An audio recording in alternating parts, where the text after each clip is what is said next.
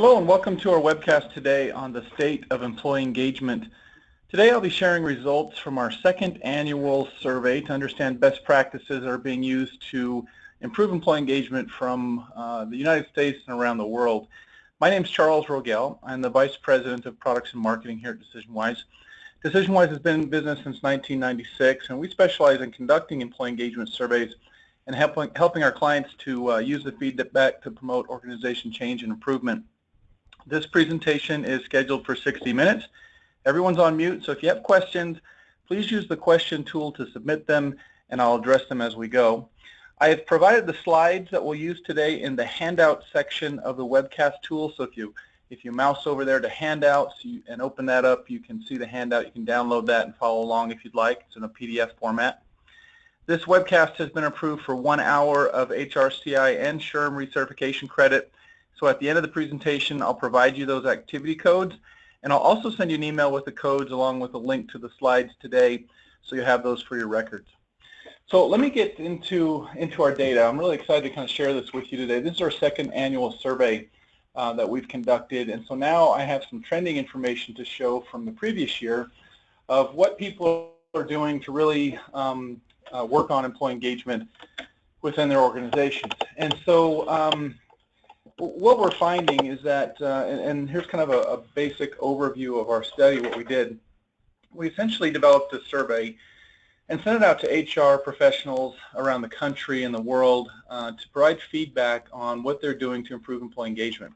Now the focus, our main interest, or one of the main interests I had, was to understand what they're doing to measure engagement as well. So there's a section on what they're doing to measure employee engagement, survey on engagement, but also what programs they're using to improve engagement, how important it is to their organization, what's working, are they seeing an ROI from their employee engagement efforts.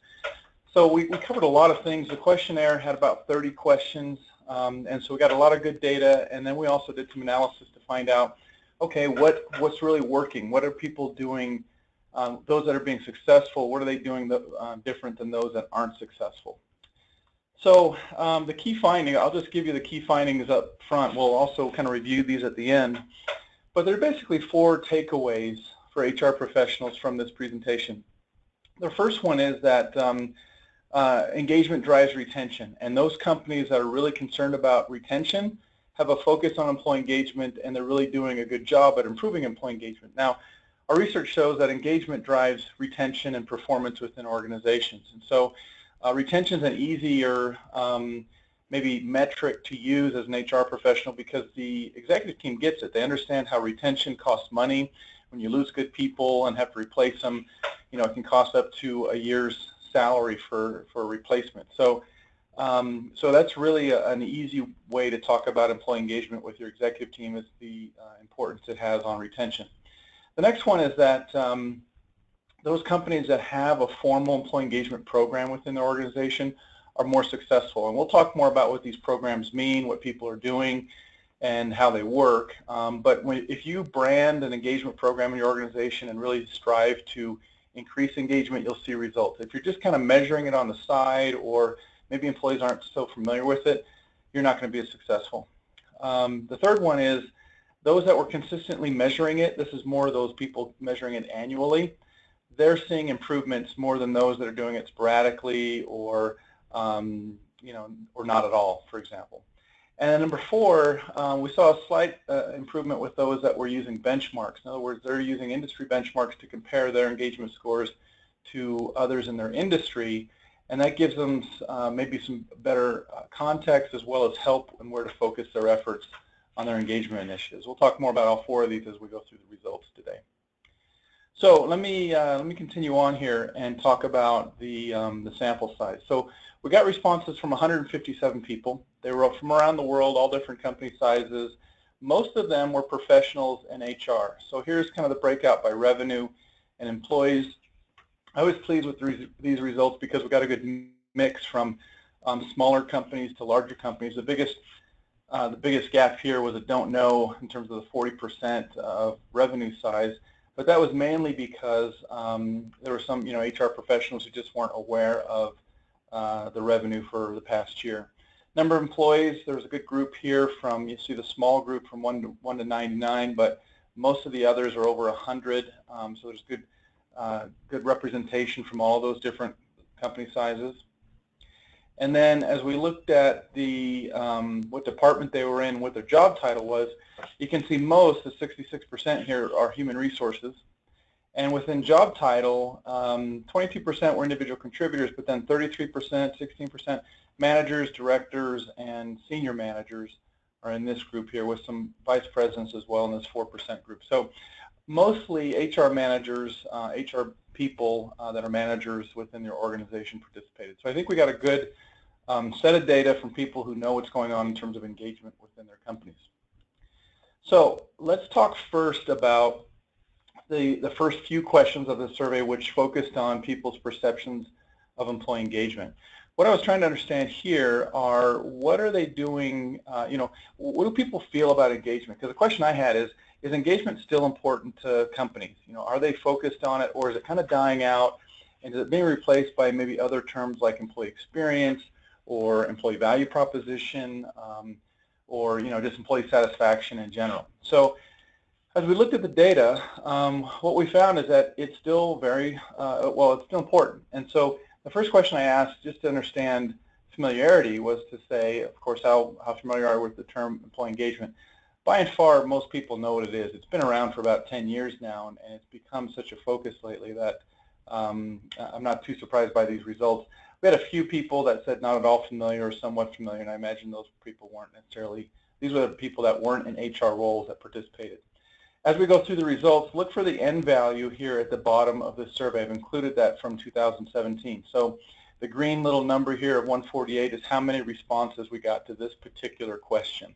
That'll give you some context as we look at the percentage breakouts as well. So, 84% said they were either familiar or very familiar with employee engagement. Not a big surprise here. The next one is importance of employee engagement to the executive team. So here we're saying, this is somewhat subjective. We're asking HR people, how important is employee engagement to your executive team, based on what they say, do, and act. And so here you can see it's gone up. 51% reported that it was very important to their executive team, compared to 45% from the last year. So that means we're gaining some traction. HR is doing a better job of getting their executive team on board with the term and the initiatives that they have going. The next one here is how important it is to your managers. So we know executives typically are buying in, but getting managers bought in is sometimes difficult because it takes some training and effort, and getting it to the end of the row is sometimes difficult. So again, we saw a jump. So 39% reporting very important, compared to 29% last year. So that's a 10% increase year over year. And it looks like it came from this group of importance. So now, instead of being important to managers, it's become very important. 148 responses to this particular question. Back in 2016, I'll give you an idea, we had a little bit better participation. We had about just over 200 responses to the survey. So that kind of gives you some idea in terms of apples to apples comparisons. Now, when we ask people, in your opinion, in what ways does employee engagement benefit organizations in general? Here are the top ranked items. So we basically said, here are 10 items, rank them 1 through 10 for us. And the top 3 last year were performance, retention, and then customer satisfaction came in third. If you look at the top 3 for 2017, quality beat out satisfaction a little bit, but the top 2 are still performance and retention. And our research shows this as well. So we know that employee engagement drives performance within the organization and retention, which is different than satisfaction. When employees are satisfied, and there's a whole different way to measure satisfaction as opposed to engagement, but when they're satisfied, that'll drive retention and also will attract new employees to your organization. But it doesn't necessarily impact performance, because the more perks you throw at someone, the higher maybe you give people raises, that might spike performance for a month or so. But in general, it doesn't maintain performance. And so that's where engagement comes in, where it really drives performance in the organization. And as I'm seeing from the survey results here, most HR professionals agree, and they're actually seeing that within their own organizations. Now, let's look at programs. We wanted to find out what people were doing to actually increase engagement, or if they even had a program in place at all to boost engagement.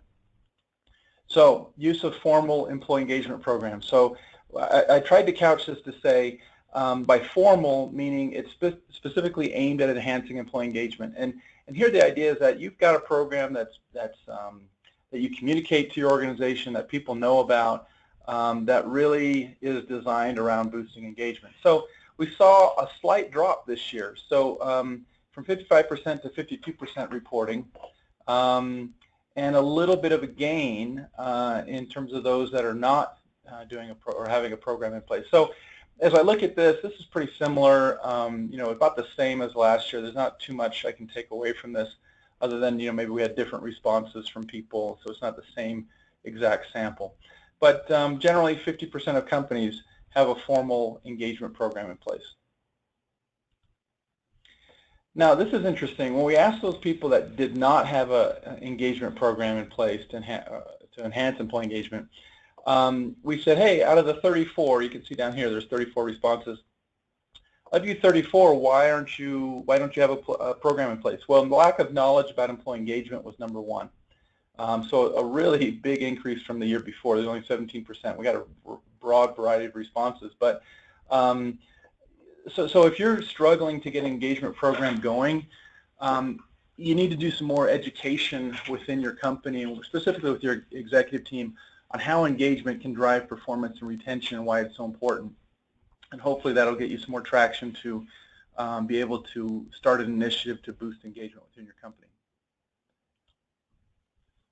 Then we asked them, okay, of all these different initiatives that are designed to boost engagement, which ones do you use? And so we had 113 responses here, and we allowed everyone to basically choose as many of these as they are using. So 84% of these responses came out with employee feedback systems, and by that we meant collecting feedback, employee surveys, maybe have an always-on tool, or some other way to collect feedback, interviews, focus groups, things like that.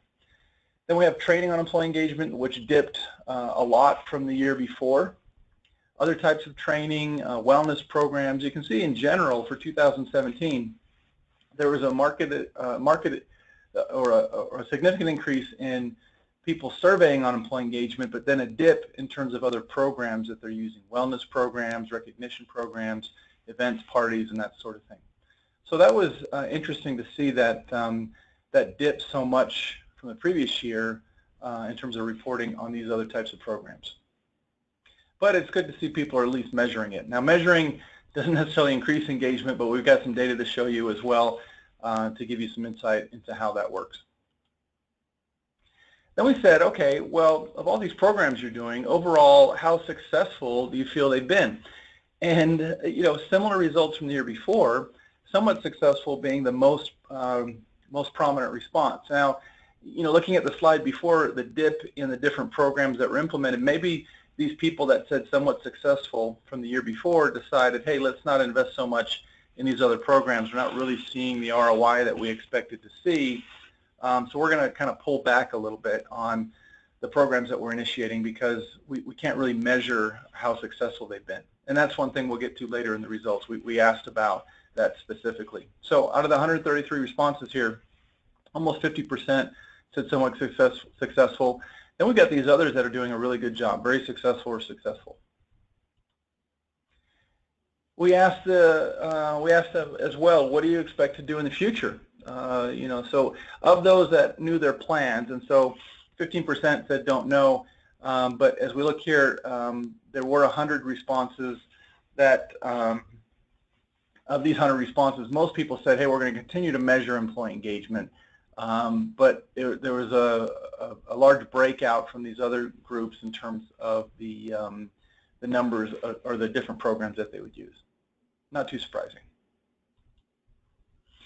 So this is something I was curious about. We are an external provider that does employee engagement programs, and I wanted to find out who's using an outside provider, and these could be training companies, consultants, coaches, universities, whatever, but not do-it-yourself software tools. And so 39% compared to 34% from the year before, slight increase. I would say that's about even. Those not using anyone, about half reported there, and then some don't know. So about the same as last year is what we found in terms of using external providers. So now I was curious to find out what people are doing to actually measure employee engagement. So we had a section of questions on their tactics to measure, and we got some really good best practice insight from what people are doing to survey their employees. So when was the last time you conducted an employee engagement survey? So the most recent survey conducted was in the past year for most of the responses here. Some people 2 years, 3 years or more. Some had never measured it. This is about 148 responses. So you can see that in general there wasn't too much of a change, a slight increase for people that measured it last year compared to the year before. And we said, okay, what's your history of measuring? How many years has your organization been measuring employee engagement using an employee engagement survey? We had about 15% are first years, 10% are in that second year category. But look at these people in the 5 years or more, about 40, almost 50% saying we've measured engagement for 5 years or more. So there are definitely some veterans out there that have been doing this for a number of years, and especially if you add together the ones that are 3, 4, and 5 years together, you get 64% of companies measuring employee engagement for 3 years or more, compared to 60% back in 2016. So then I wanted to say, okay, how are you doing this? Is it just an annual survey? Are you doing quarterly surveys, pulse surveys, always on? What are the methods that you're using, or the frequency that you're doing, or you're using to measure engagement? By and far, most people are measuring annually, and this is out of the 49 responses that we got here. But we did allow people to check multiple responses on this particular question. So it could be someone that said, oh yeah, we measure it annually, we have an always-on tool, and we're also doing it more formally on a quarterly basis. And so you can see that these responses will get spread out into different buckets quite easily. So someone could be doing this every 2 years and maybe measuring it on a monthly basis in some other fashion as well. But in general, most people are doing an annual survey, with some others doing it more frequently. The one thing we were curious about is this always-on method. We've had a lot of clients ask us, hey, we want to measure it more frequently, or we want to do a quarterly or weekly survey, or even leave a window open for people to give feedback anytime they want. There's a slight jump from 3% to 11% reporting on this particular frequency. And what we usually tell our clients, or as we kind of explain, okay, well, here's what it takes to measure weekly or to have an always-on tool. What you're doing is you're giving the data. You're now kind of putting more accountability on your managers to do something with the data, because that's where the data is going to go, right? If you're saying, hey, how are you feeling this week? Are you engaged in your work? You want that report and that data to kind of immediately be provided to your managers so that they can do something about it quickly. The problem is that it's hard to get buy-in from managers with an always-on or weekly type of engagement solution, because if they don't respond pretty frequently to that feedback or pretty immediately, then the employees will say, well, why am I even taking the survey or providing feedback? Nothing's changing. My manager doesn't even mention anything about the survey results in our meeting, so obviously this isn't going anywhere. So that's the risk that you take when you implement an always-on solution, is the ability or the buy-in of your managers to really take responsibility for the results. So what we typically recommend is definitely do an annual survey. You'll get a lot of good data. That's the other kind of drawback about doing maybe a pulse survey, is that you can only ask a few questions. It really is measuring sentiment as opposed to what's really driving engagement in your organization. So your annual survey really gives you the insight in terms of your drivers and taking action specifically on things that will boost engagement. Your pulse surveys are used to help measure your progress maybe in these different initiatives. So you're not really measuring engagement every week or month. What you're doing is measuring how successful you're being in implementing these engagement programs and responding to the survey results. And so you're asking about, hey, with the latest initiative we rolled out, has your manager talked to you about it? Has there been some action planning that's been happening? Are you seeing a difference in the company, is basically what you're asking.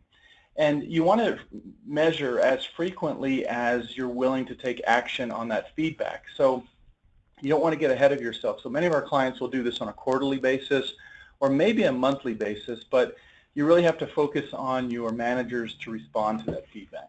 So anyway, there's enough. I'll get off my soapbox about the difference between those. But you have to kind of think this through. Just kind of saying, hey, we want to just do an always-on survey doesn't necessarily give you the results that you're looking for. The last thing we asked here was how consistent are you in measuring engagement? So maybe you do it every year, but it's every other year or something like that. So here 50% or 45% reported that they do it consistently, meaning that they have measured it every year for the past 3 years or more. Just started, a good group of those, 16% reported this year that they just started their employee engagement survey. Less consistent means that they measure it every 18 months to 2 years. Sporadic means I'm not sure when we're going to do the next one, but we did one 2 years ago and we got some good results. Internal versus outsourced employee engagement surveys. So I wanted to find out if you're using an internal software tool or outsourcing it to a third party. Interesting results here. Less people are using a software tool, more are using a survey company. And what we typically find is that those that are successful using an internal software tool have the resources internally to run this, have some IO psychologists on staff that know how to measure and use the results, and they're really kind of well equipped to do it on their own. And that way they have more flexibility. They can measure as often as they want. They can change up the survey anytime they want, and kind of be more nimble with the process. You can also do the same with a third party. They're usually really responsive to what you're doing, but you get more expertise. So if you're not quite sure how to measure engagement or what outcomes you want, a third party can really help you and guide you. They also have some good benchmarking comparisons that you can use. And so as you consider, what type of tool to use, just kind of weigh the pros and cons of each approach and determine which one is best for you. We also were curious, okay, how are you collecting feedback from your employees? I wanted to see if people are doing more focus groups, using paper surveys, what methods are working. So definitely an increase in online surveys. Paper surveys decreased from 19% to 10%. Then there's focus groups and interviews. What we're finding with our clients, especially the ones that use paper surveys, is that they're implementing more technology throughout their organization. So paper surveys work really well in a manufacturing environment, in a distributed environment like a restaurant or other environment where people don't have access to, not sitting at a computer all day. Here you can implement kind of kiosk solutions on a iPad or some other mobile device where they can take a survey. But paper surveys generally work really well in terms of getting a high response rate and maintaining confidentiality, because these employees that typically aren't in front of a computer need to take it some way. And when you give them a iPad to take it and say, here's your special code to use, then they're a little bit more suspicious about being tracked. So paper surveys help get around that and give you some more valid and honest feedback. Anyway, enough about that. Let me talk about the participation rate here. So we asked people on average what percentage of your employees provided feedback to your most recent survey.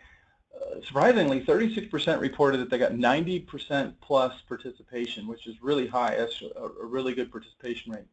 21% were in that 80 to 89% participation range, and then so on. The average worked out to be 77% overall, which is really good. We find our average is about the same, and those companies that get, so the indicator for those of you that are getting 90% plus on your response rate, that means you got a pretty healthy culture. People are buying into your process. They are probably realizing that their feedback matters, that you're making changes based on the results. They're not afraid to provide feedback, so you have a healthy culture of feedback within your organization. That's a really great goal to have, and that probably means some other things in terms of good scores on your results as well. We've got 66 responses to that particular question. Next, we wanted to know if they're using benchmarks or not. This frequently comes up as we work with organizations. Some are very set on benchmarking against their competition. So this question here, I was curious to find out how many are actually using them. About half of the organizations out there are using benchmarks. Now, here's some advice on benchmarks. If you are using them, great. What you're probably finding is they're not giving you maybe as much insight as you had hoped for, because everyone that wants to do benchmarking is hoping that they can compare to the 5 main competitors within their industry. And in reality, it's really hard to get that type of comparison data because, frankly, maybe only 2 of them are actually measuring employee engagement, and they're both working with other providers to do so, so there's no way to kind of get that data in one spot to do the comparison. So the industry comparisons are usually more broader in terms of like professional services, manufacturing, healthcare, and that sort of thing, as opposed to your 5 direct competitors. So if that's what you have in mind for an expectation, lower it a little bit because it's really tough to get exact apples-to-apples comparisons with the 5 people you might pick. So, but we did have some good information here to kind of show, those that are using benchmarks, like I mentioned earlier in the presentation, are doing better in terms of increasing engagement.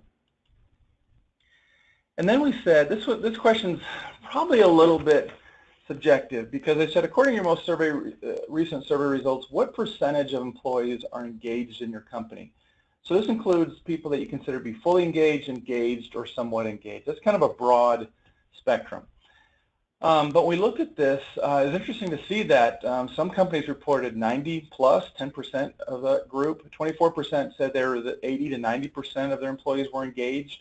29% said 70 to 79%. So some really high numbers. On average, it came out to 68%. And I know you hear the data reported a lot, especially from Gallup, where they say only 30% of your organization, or 30% of your employees are engaged, and the rest are losing you billions of dollars in annual revenue because their performance is down. Well, I think most of us would recognize that most people are engaged within their company. If they weren't, they'd probably leave, or you probably let them go years ago. And the good news is we find as well that most people are engaged. What you're trying to focus on is that fully engaged category, and usually that's around 30% within your organization. And that's where you get kind of the biggest bang for your buck is those employees are really fully engaged and contributing the most, and that's where you want most of your employees to be. Here's the question that we'll pivot on. This is the one, the critical question to say, who's doing well at employee engagement? So when we said, based on any employee survey results over the past 3 years, has the overall level of employee engagement in your organization trended upwards, downwards, or stayed the same? Huge bump from last year. 48% reported upwards compared to 31% last year, and a big decrease on downwards. Only 15% said it went down, and 28% said it stayed the same, or 28 compared to 28% in 2016. This is out of 106 responses. So good news is engagement seems to be trending up for a lot of companies out there.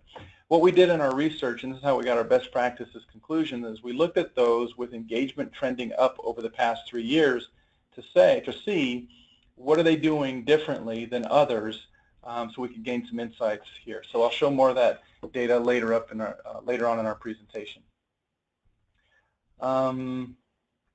So it's one thing to measure employee engagement.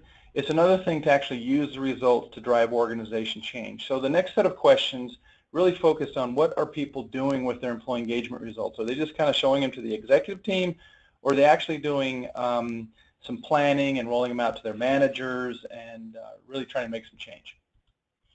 So sharing the employee engagement results. Which groups receive the results from the survey?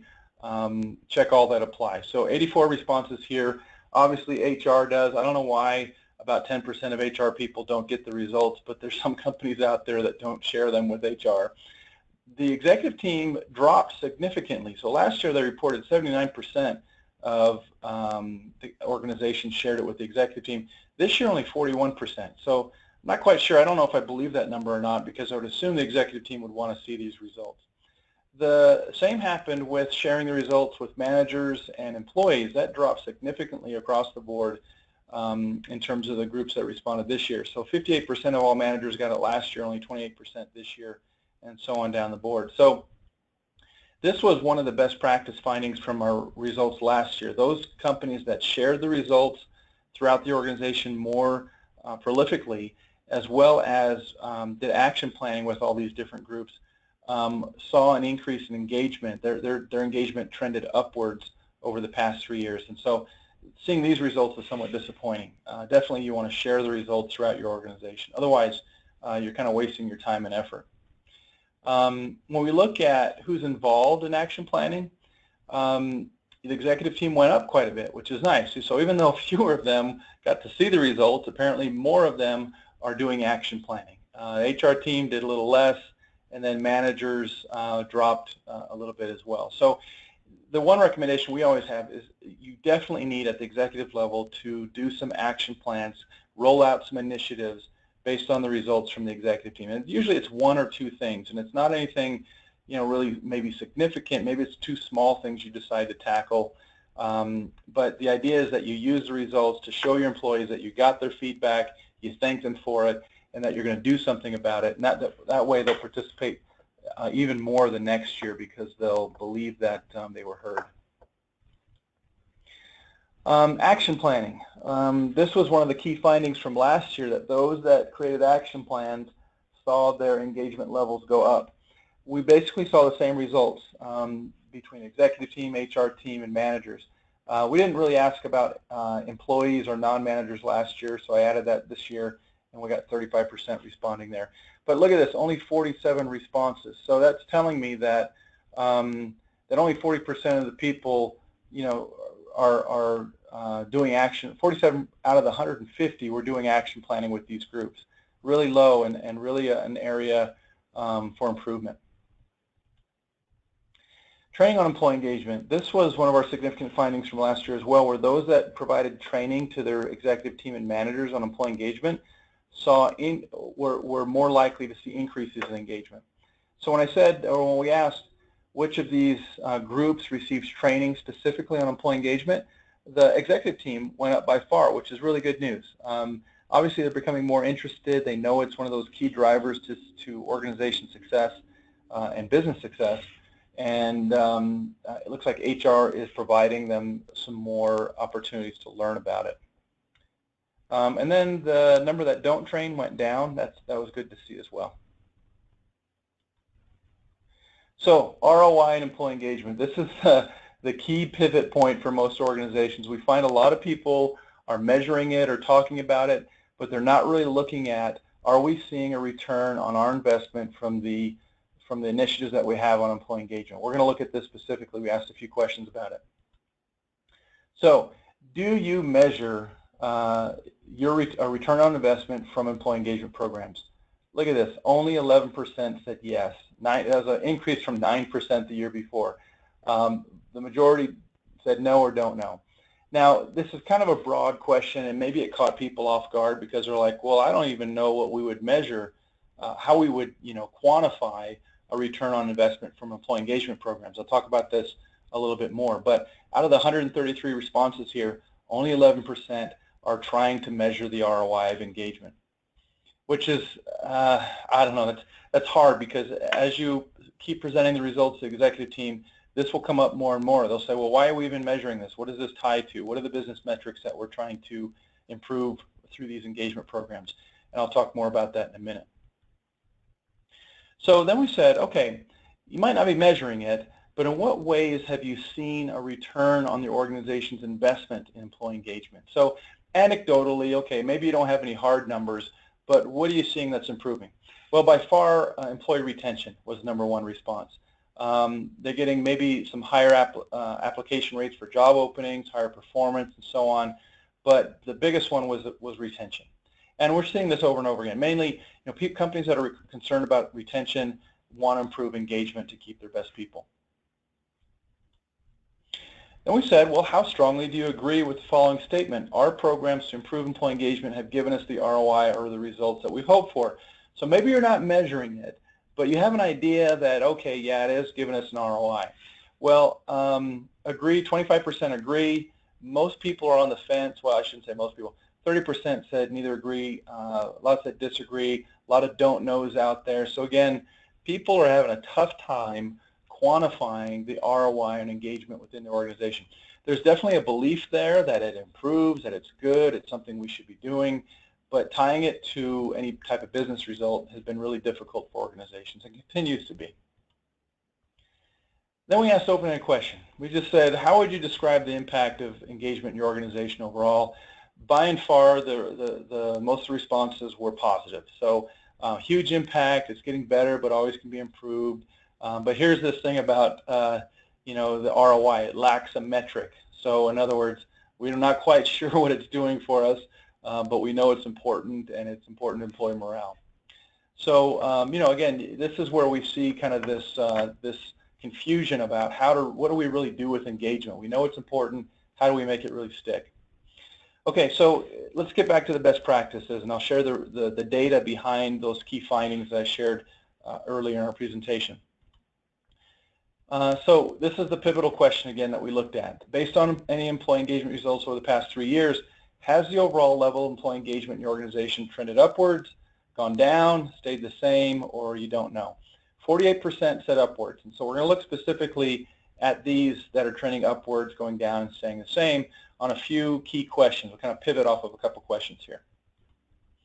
So those with engagement trending upwards are concerned about employee retention. So those that are very concerned about employee retention, 47% of those are trending upwards compared to 39% that are still downwards or stagnant. Now, that's kind of sad. There's not a big, I shouldn't almost maybe not use this slide because there's not a big difference between these two organizations. You would think those that are concerned about retention would have a lot of focus on engagement in terms of improving it, and they'd see their engagement go up. The other caveat here is maybe their engagement is already high and it dipped a little bit this past year. So it could be, and I'll look at this, I'll provide some more research into this as well. Those with that reported high levels of engagement, what are they doing differently than other organizations? I'll have that data for you in another couple weeks.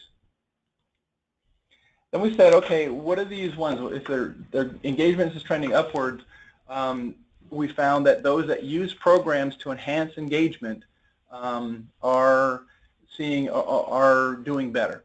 And what we meant by programs were, it could be measuring engagement, wellness programs, the list goes on in terms of the ones that we looked at before in our research. So those that didn't have programs, you can see their chance of engagement trending upwards was pretty small, only 16% there compared to 44% with none. Those companies with engagement trending upwards also tended to use industry benchmark comparisons a little bit more. And so you can see 60% of those trending upwards are using them compared to 28% that are not using them and seeing engagement still go up. So again, we see a pretty even split. There are some that are using benchmarks, and 53% of those using benchmarks said it's still downwards or stagnant, but they're definitely being more successful than those that are not. And then consistency was another key factor. So if they're measuring it every year, that's telling me that they're rolling out results every year. They're holding their managers accountable to increase engagement. So consistent measurement really keeps that metric top of mind and also leads to a more upward level trend of employee engagement. Here, 59% that are consistent in measuring engagement have an upward trending level of engagement as well. So that's let me summarize our key findings that we looked at before.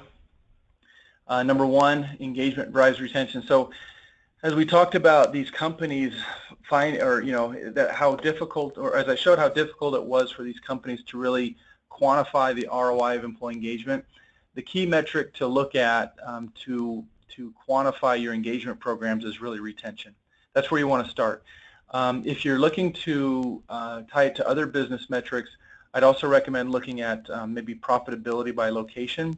But some of the difficulty in kind of teasing out this data is having apples to apples comparisons. Now it's easier when you're looking at, for example, a retail store or a retail store company that has multiple different outlets, all of the same size in different locations around the country, because then you can look at the engagement levels at each store and see how that compares to profitability, customer satisfaction, and any other metric that you're kind of keeping on those stores or restaurants or whatever that you have.